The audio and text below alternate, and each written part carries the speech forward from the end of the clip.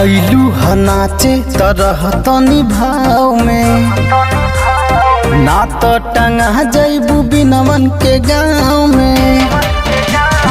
ऐलू ह नाचे त नाच तनी भाव में ना तो टंगा जैबू बिनवन के गाँव में। ए पारो बुखारो चढ़ा दी देह में सन की मलावा तले जाके नाव में।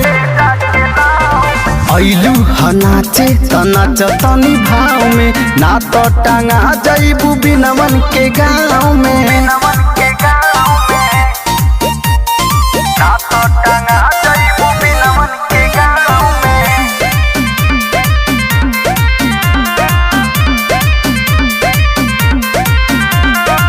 मारी के झटका हिलाब कमरिया के गोरी हो बार जाई जोरी नमरिया से।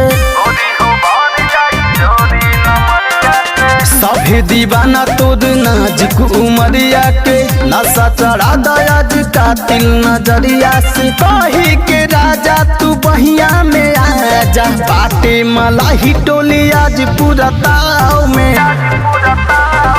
ऐलू ह नाचे तरह तनी भाव में ना तो टंगा जैबू बिनवन के गाँव में।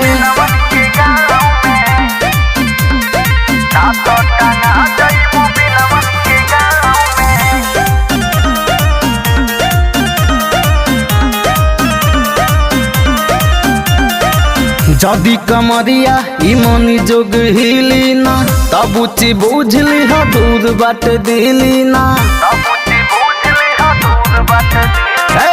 सुनाए बिनमा के मूड जदी खेली ना साटा के पैसा बिहान फेर मिली ना। रवि पवन भी के हाल तोहर पूछी है फंस जैबू पारो ये बिनवन के दाव में।